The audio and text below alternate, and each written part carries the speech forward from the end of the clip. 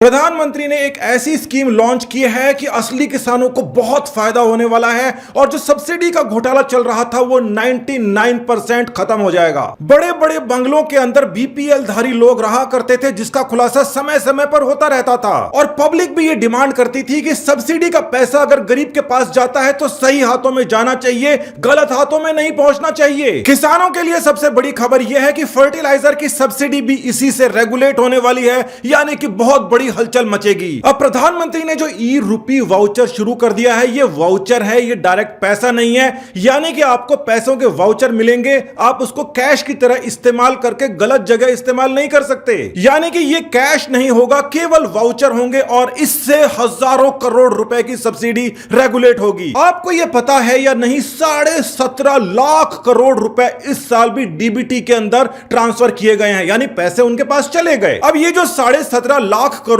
रुपए गए हैं उनके पास, जिस कारण से गए हैं उसके अंदर इस्तेमाल कैसे हो इस बारे में जरूरी था सोचना। बच्चों की स्कॉलरशिप के 10,000 रुपए अगर आते हैं तो इसकी क्या गारंटी थी आज तक कि वो स्कॉलरशिप के ऊपर पढ़ाई लिखाई पर ही खर्च हो रहे हैं। मगर अब तो वाउचर होगा, यानी कि जहां पर वो पेमेंट होगा उसका पूरा रिकॉर्ड रहेगा सरकार के पास। कोरोना काल के अंदर 23 लाख से ज्यादा रेडी पटरी वालों को 2300 करोड़ रुपए दिए गए, मगर ये रुपए उन्होंने खर्च कहां करे इसका डाटा सरकार के पास में नहीं है। क्या हो कि उनको वाउचर मिले और जहां पर वो खर्च कर रहे हैं केवल वहीं पर खर्च कर पाएं जहां सरकार चाहती है। राशन के ऊपर खर्च कर पाएं, अपनी जरूरतों के ऊपर खर्च पाएं, कहीं और खर्च ही ना पाएं, केवल वाउचर मिलेगा। यह है योजना। अब देखिए, कोरोना के अंदर इस प्रकार की बहुत सारी फोटो आई थी कि घर में एसी लगा हुआ है मगर फिर भी सरकारी मदद ले रहे हैं कई सारे लोग। पूरी मदद मिलेगी उन्हीं लोगों को, मदद मिलेगी जिनको चाहिए और उनको मदद की जगह मिलेंगे वाउचर और उस वाउचर से वो सामान खरीद पाएंगे और जो सामान जो लेगा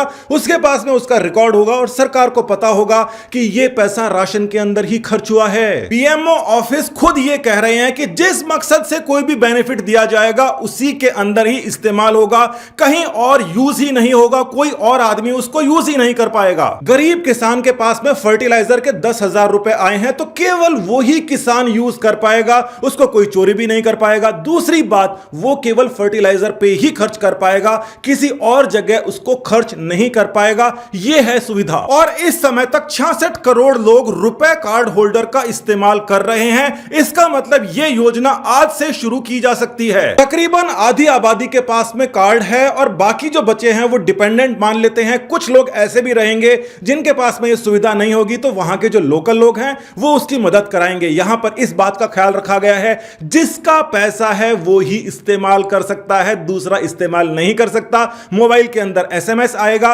उससे ट्रैक हो जाएगा। अगर वो गलत इस्तेमाल होगा तो पता पड़ जाएगा कि ये पैसा किसने इस्तेमाल कर लिया, ये वाउचर किसने इस्तेमाल किया। सोशल मीडिया के ऊपर कई सारी मुहिम चलती है कि किसी को मेडिकल की जरूरत है उसको पैसा दो, तो वहां पर उनको वाउचर दे दिए जाएंगे। आपको याद है ना बाबा का ढाबा, जिस चीज के लिए आप पैसा दे रहे हैं उसका एक वाउचर बना दो, केवल उसी पे ही इस्तेमाल किया जा सके, दूसरी चीज के ऊपर नहीं।